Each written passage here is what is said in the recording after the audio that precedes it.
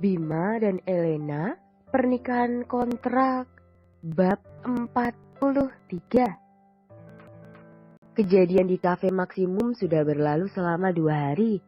Elena sudah tidak terlalu memikirkan hal itu lagi, meski terkadang rasa bersalah tiba-tiba menyergapnya jika teringat kepada nasib para pekerja kafe itu. Namun, kembali lagi Elle juga hanya seorang manusia biasa. Elle bukan tokoh utama yang harus selalu memaafkan dan memberi pengampunan kepada orang yang telah berbuat salah kepadanya. Memangnya ini dongeng? Gadis itu hanya gadis biasa dengan perasaan yang terkadang egois jika hal tersebut terlalu menyakitinya. Tadi pagi Bima sudah berangkat keluar kota bersama Sam dan juga Okta. Pria itu memberi Elle sebuah kredit card yang memiliki limit tanpa batas yang bisa digunakan gadis itu semaunya tanpa khawatir batas penggunaan. Ya, meskipun mereka harus kembali berdebat kecil karena Elena tidak merasa memerlukan kartu semacam itu untuk dirinya. Dia yang keras kepala harus berhadapan dengan Bima yang tidak suka dibantah, yang membuat keributan kecil itu baru bisa ditangani setelah Tuan Satya ikut campur. Tentu saja, kesepakatan finalnya, Elle harus menerima kartu itu atas permintaan papa mertuanya yang tidak mungkin bisa Elle tolak. Sejak pagi tadi, dalam perjalanan Elena berangkat kerja, gadis itu merasakan bahwa ada seseorang yang mengikutinya dari belakang. Entahlah, Elle juga ragu dengan instingnya sendiri. Tetapi, Elena tetap merasa bahwa seseorang mengawasinya sampai saat ini. Sepulang kerja pun begitu. Terasa sangat jelas ada sepasang mata yang menguntit Elena dari sudut yang gadis itu tidak bisa tebak.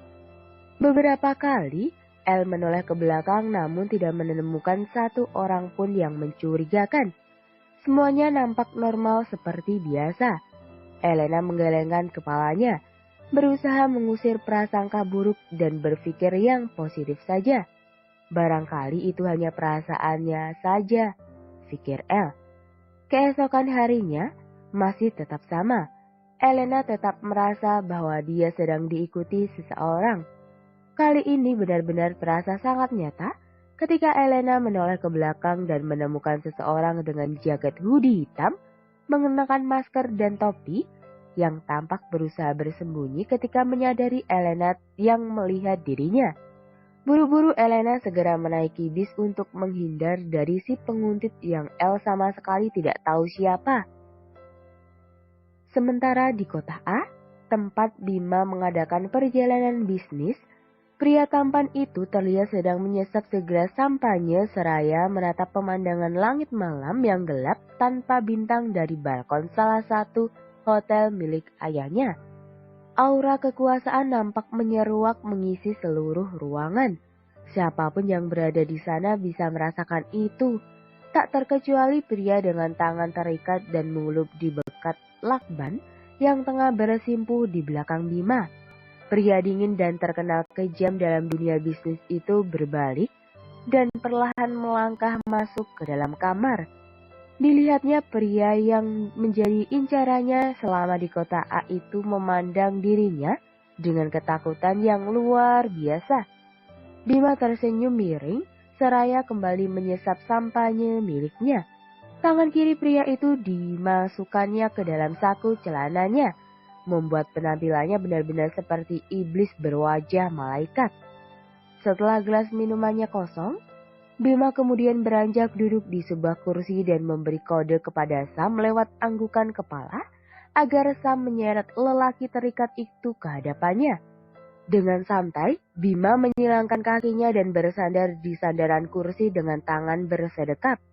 Sekali lagi, Bima memberi kode kepada Sam agar dia melepas lakban yang membekap mulut lelaki terikat itu. Sam yang mengerti maksud majikannya langsung melaksanakan perintah. Perih, itulah yang dirasakan pria itu ketika lakban di mulutnya dibuka kasar oleh tangan kanan Bima. Segera ia mengabaikan rasa sakit dan segera beringsut mendekat ke kaki Bima yang langsung dicekal oleh Sam. "Tuan, apa salah saya? Kenapa Anda melakukan ini kepada saya?" tanya pria itu ketakutan. Tangan Sam menekan keras bahunya agar dia tidak dapat bergerak sama sekali mendekati Bima. "Apa benar kau Chandra, mantan koki dan orang kepercayaan Nyonya Malika?" Mendengar nama Malika disebut, pria itu langsung terlihat gugup dan panik. Hal itu semakin membuat Bima yang yakin bahwa pria ini memang mengambil andil yang cukup besar dalam penderitaan hidup yang dialami Elena dan juga Elio. Maksud Anda? Saya tidak mengerti." Pria itu berusaha berdalih tidak tahu, padahal nampak sekali di wajahnya bahwa ia sedang berbohong. Bima membungkuk sedikit di kursinya, memberi kode lagi kepada Sam agar tangan kanannya itu mendekatkan pria itu ke hadapannya. "Jangan berusaha membohongiku, Chandra. Aku sudah tahu semua konspirasi yang kau mainkan dengan Teguh Lesmana, kakak ipar Ferdi Angga Mahardika. Tentunya kau tidak melupakan nama itu, bukan?" ucap Bima dengan wajah datar tanpa ekspresi di hadapan wajah pria yang bernama Chandra itu. Bibir Chandra sedikit bergetar. Meskipun belum paham sepenuhnya, namun ia sudah tahu bahwa pria berkuasa di hadapannya ini pasti mengetahui tindakan kejahatan yang pernah dia lakukan di masa lalu. "Siapa kau sebenarnya?" tanya Chandra gusar. Ia harus tahu siapa orang yang sudah berani menjadi lawannya. Karena lawan Chandra sudah pasti lawan Teguh Lesmana, yang sampai saat ini belum pernah ada yang bisa menghalangi jalan pria licik itu. Tidak juga dengan pria muda yang beraura penuh kekuasaan di hadapannya ini. Setidaknya, itulah yang Chandra pikirkan. Sayangnya, Chandra lupa bahwa ada peribahasa yang mengatakan jangan menilai buku dari sampulnya. Pria di hadapannya ini mungkin memang masih terbilang muda, namun pengalamannya dalam dunia bisnis sudah diakui dunia. Di dalam dunia mafia sendiri, nama Bima pun sudah dianggap keramat karena betapa bersihnya pria itu bermain dalam menyingkirkan lawan tanpa harus mengotori tangan dan nama baiknya. Tentu saja semua itu berkat Sam.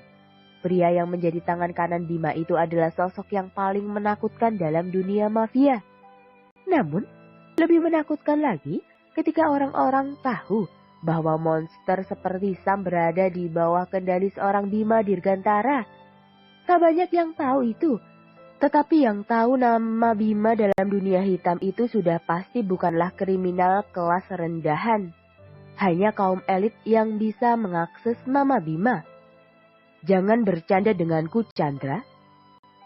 Kukira kau itu sekelas apa? Nyatanya kamu hanya preman kampung yang bermain kotor demi mendapatkan sebongkah kecil berlian." Bima sudah kembali bersandar di kursinya. Tangan kirinya terlihat menopang dagunya dengan penuh wibawa. "Apa maksudmu?" "Percayalah Tuan, Anda tidak akan memperlakukan saya seperti ini jika Anda tahu saya orang siapa," ujar Chandra penuh percaya diri. Bima mendengus mendengar perkataan Chandra. Apa pria ini sedang mengancamnya? "Maksudmu, kau orang Teguh Lesmana? Begitu? Dari mana Anda bisa tahu?" "Sudah kukatakan, aku tahu semua yang sudah kau lakukan bersama Teguh Lesmana. Baik soal drama penculikan yang kalian mainkan, dan juga drama kecelakaan yang menewaskan Tuan Ferdi dan Nyonya Malika." Mata Chandra membulat mendengar penuturan Bima. Ia tak percaya bahwa pria di hadapannya ini tahu banyak tentang masa lalu yang sudah ingin dilupakannya itu. "Siapa Anda sebenarnya?" Sekali lagi, Chandra menanyakan identitas pria berkuasa di depannya. Aku Bima Dirgantara. Apa kau tidak mengenaliku?" Seringai tipis menyeramkan nampak terukir di wajah tampan Bima, membuat Chandra bergidik ngeri saat tahu dirinya sedang berhadapan dengan siapa. Sudah bisa Chandra tebak, jika pria di hadapannya ini Bima, berarti yang memeganginya dari tadi sudah pasti Sam. Monster paling ditakuti seluruh mafia di negara ini. Terima kasih telah mendengarkan.